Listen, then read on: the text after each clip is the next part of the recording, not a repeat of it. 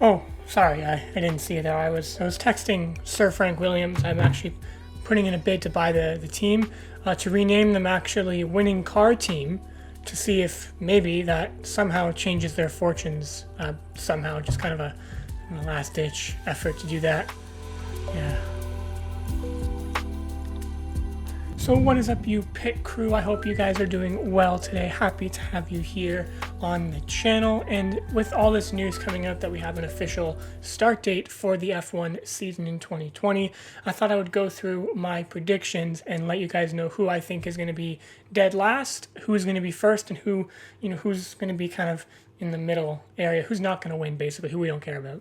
But before we get into this video, guys, I just want to remind you to lick the stamp, send that subscribe button down below, and ding that notification bell so that you can just know when I post a video, because that'll be kind of cool, and you can just watch it right away, and you're having a good time. So coming in at last place, 20th, we're going to work our way up to the champion. I'm not sure if this is a hot take, really, but it's a bit of a hot take. I'm calling that the Haas driver, Romain Grosjean, is going to come P20 in this season. I think it's going to be a rough one for Haas. I think with all the stuff going on in the world and the fact that there seems to be some, management issues within the team between Gene Haas and Gunther Steiner. I don't see them, A, having a competitive car, B, having a competitive strategy. And I think Grosjean's on his way out. I hope Grosjean's on his way out. I would love to see someone else in that seat, maybe Fittipaldi or Delatraz, or one of the Ferrari young drivers get a chance in F1. I think, Grosjean, you've had your time. I think your time is up, and I unfortunately see you coming in last this year. So coming in P19, honestly, I think Nicholas Latifi can actually score a few points this year. I think with all the craziness that's happening with the possibility of reverse grids, for the 2020 season that they're kind of taming the notion of, I think it's, totally viable that Nicholas Latifi could, score a few points. And I mean, yeah, it's still 19th place on the grid, but I mean, that's still solid for your first year in the sport. And I think, with all the craziness that's going to happen this year, Latifi could have a pretty good couple of races. And then the other Haas driver in 18th, Kevin Magnussen. I mean, again, I don't think they're going to have a strong season. I don't see them doing any better than they did last year. I honestly see them in a downward progression. So that's why I'm putting Magnussen right here, which likely means they're going to finish last in the constructors, with Williams just kind of slightly ahead of them. I think it's time for both of these guys to go, and that's coming from someone that actually likes K-Mag. I actually quite like him as a person and as a driver, but these guys have had their chance, and they haven't been able to deliver, so K-Mag, you're 18th. Coming in 17th place, I think it's going to be George Russell, and like I mentioned with Nicholas Latifi, the reverse grids provide a great opportunity, if they happen, for guys like George Russell to get a few points. Again, I don't think the Williams will be competitive enough for the legitimate races, but I think he can grab a couple points and come 17th. I think that would be a good enough progression for Mercedes to at least see him as a viable option to replace Bottas, and honestly, I think it would be kind of cool to see him get a few points. Then coming in P16, we have the Iceman in his last year in Formula One. That's it. I'm calling it. This is his last year in the sport, and I think he comes in P16. I think he still loves the sport. He loves the drive to be a champion and a winner, but I don't think he just is going to have the outright pace to be able to actually get enough points to get above P16. I just think there's so many other young guns in the sport now. I don't think he's going to be as on the edge as we've seen him be in the past. I think he's just kind of on his way out. He's going to help Alfa Romeo kind of get, a bit more ahead in terms of the development, but I think this is his last year in Formula One. Unfortunately, it's going to be sad to see him go.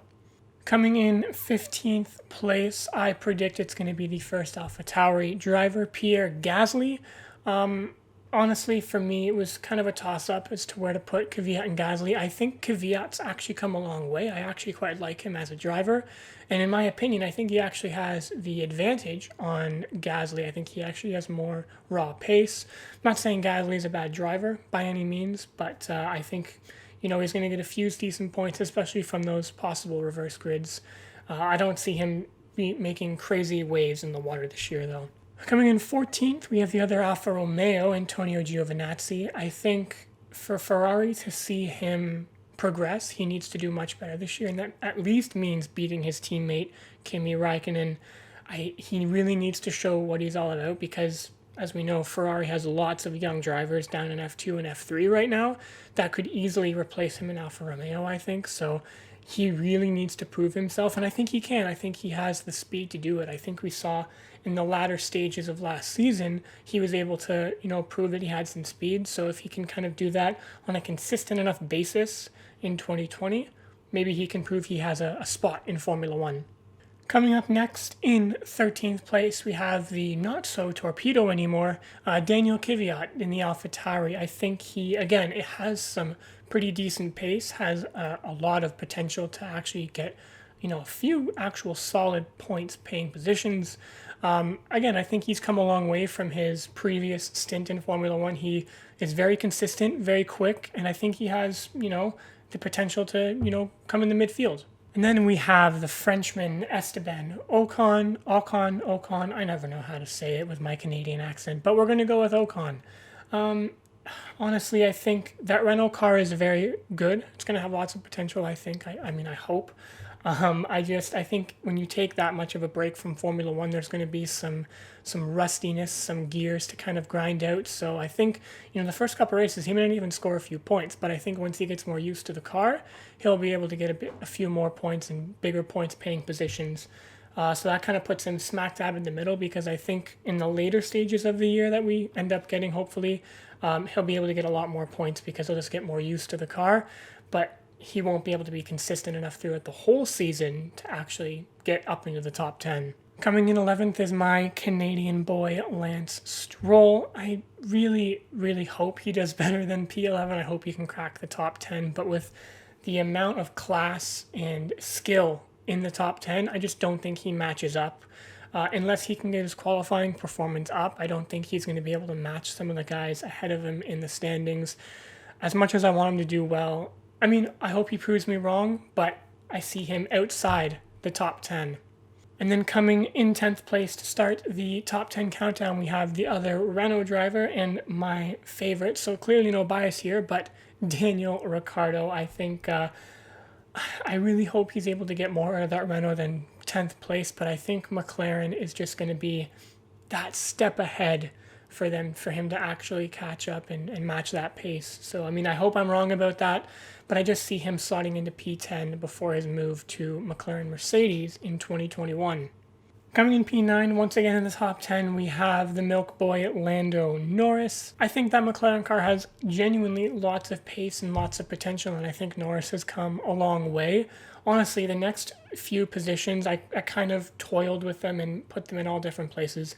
So these next few places are probably, they could go either way, I think. But I'm going to see Norris in 9th place. I think he really needs to show that consistency this year. And you know what? Maybe he'll be able to. Again, I hope I'm wrong.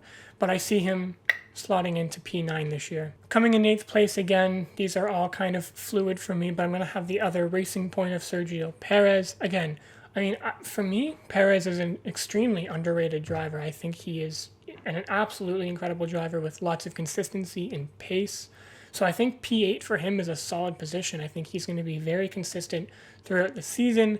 And we all know that the pink Mercedes is the car he'll be driving. So honestly, again, he could be a lot higher up on this list, but I kind of see him, again, slotting in P8. And then coming in 7th, the best of the rest, in my opinion, is going to be the future Ferrari boy, Carlos Sainz. Yes, I think he's going to have an absolutely smashing season this year with at least 1 or 2 possible podiums. He's really going to need to show that he has progressed to move up to Ferrari. So he already has the seat. Now he needs to prove that he can get faster, get more pace, and be the best of the rest before he moves up to the big team. Just to kind of get himself prepared and confident and fighting with the guys up at the front a bit more to kind of get used to their driving styles. I really see Sainz being the best of the rest this year in that gorgeous McLaren. So coming in last place of the top 3 teams, unfortunately, I see it being Alex Albon. I think it's only his first full year in a Red Bull, and obviously he'll have progressed a little bit, but I think in terms of the class above him, it's going to be really tough to match. I hope he gets at least 1 podium. get that first one because, you know, Lewis kind of took that away from him in Brazil last year, but that's fine. But I just don't see him getting anywhere higher than the, you know, last place of the top 3.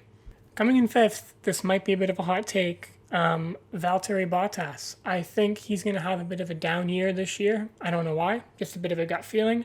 But I think he's going to have a bit of a down year, kind of not show Mercedes that he has the pace anymore, because, you know, he's on that 1-year cycling deal. And then maybe we'll see Mr. Georgie Boy get up into that Mercedes in 2021.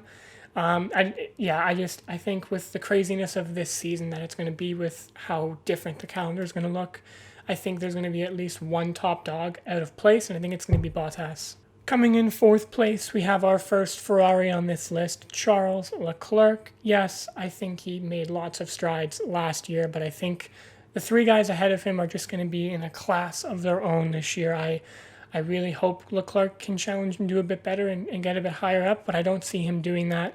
P4 is kind of where I'm going to put him, because I think it's like right kind of in the middle of the top 3 teams, so that's kind of where I see him slotting in. Okay, now we're into the top 3, and I want all of you to just take everything I say with a grain of salt and just know that this is a very hot take, but coming in 3rd place is the second Mercedes driver of Lewis Hamilton. I think he has his work extremely cut out for him this year, with I feel like I'm a broken record, but with how weird this year is going to be, I think there's a lot of chances for just absolute craziness to happen, and I think Lewis Hamilton's going to start to run out of luck.